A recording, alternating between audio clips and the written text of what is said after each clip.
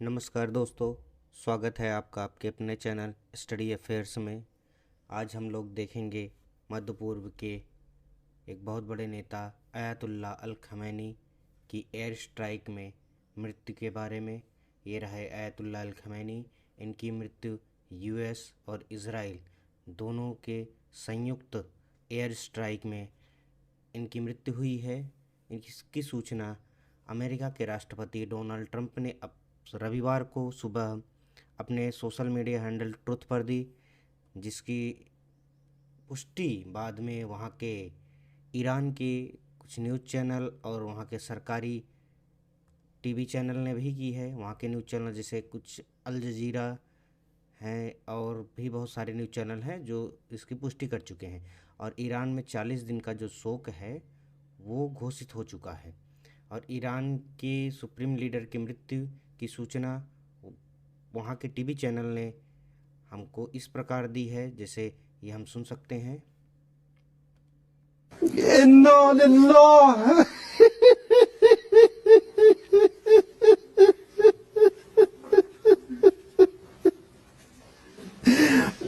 इन्ना लिल्लाह व इन्ना इलैहि राजिऊन।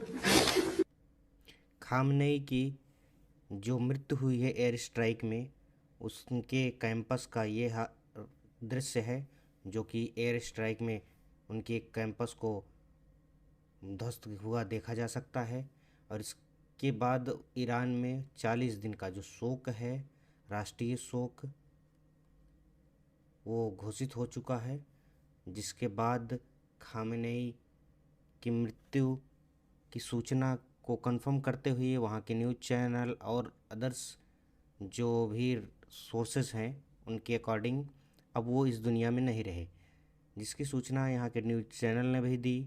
देन उसके बाद ईरान की राजधानी जो कि तेहरान है, उसमें बहुत सारे लोग गैदरिंग हुई एक बहुत बड़ी, जिसमें अपने सुप्रीम लीडर अयातुल्ला अल खमैनी को अंतिम विदाई देने के लिए ये लोग इकट्ठा हुए। और ईरान में इस तरह के बहुत सारे पोस्टर सर्कुलेट किए जा रहे हैं, जिसमें एक महिला, क्योंकि ईरान पर सबसे पहले इज़राइल ने जब अटैक किया था तब वहाँ के एक स्कूल जो कि लड़कियों का स्कूल था उस पर अटैक किया गया था। तो इस तरह के जो पोस्टर हैं ईरान में बहुत ज़्यादा पब्लिश किए जा रहे हैं। और उसके बाद यूएन में जो ईरान के एम्बेसडर हैं, रिप्रेजेंटेटिव, उन्होंने भी ईरान की तरफ से एक बयान दिया, जिसको हम सुन सकते हैं। ईरान ने मिडिल ईस्ट के कुछ देशों पर बमबारी की, जैसे ये कुवैत का है दृश्य। इसी प्रकार सऊदी अरामको, जो कि सऊदी अरब की सरकारी तेल कंपनी है, उस पर भी उसने एयर स्ट्राइक की, ड्रोन से स्ट्राइक की। इस तरह के कई ऐसे शहर हैं जो मिडिल ईस्ट के, जिन पर वो अभी लगातार बमबारी करता रहा है, क्योंकि ईरान ने एक सुप्रीम लीडर को अपने खोने के बाद एक जंग की मुहिम छेड़ दी है। जहाँ जहाँ पे भी यूएस के जो भी बेसिस हैं उस पे उनका कहना है कि वो उसी देश पे अटैक कर रहे हैं जहाँ पे यूएस के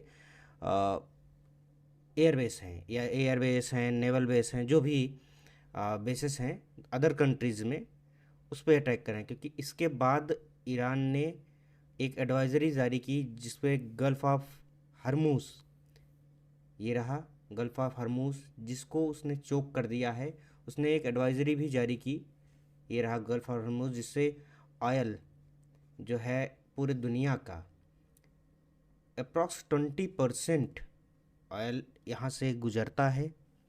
जिसकी सूचना या फिर यूँ कहें कि धमकी के अंदाज में ईरान ने एक एडवाइजरी जारी की, जो कि इससे हम सुन रहे हैं।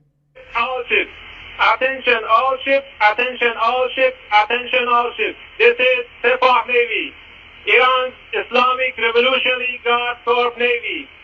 From now on, all navigating through the Strait of Hormuz is forbidden. No ship in every type is not allowed to pass from the Strait of Hormuz till next notice. This is Sepah Navy, out. फिर भी अगर किसी देश ने इसे cross किया तो Iran ने अभी हाल ही में एक ऑयल टैंकर जो था उस पर अटैक किया है, मिसाइल और ड्रोन दोनों से ही, ड्रोन भी था और एयर स्ट्राइक दोनों के माध्यम से ईरान अटैक कर रहा है।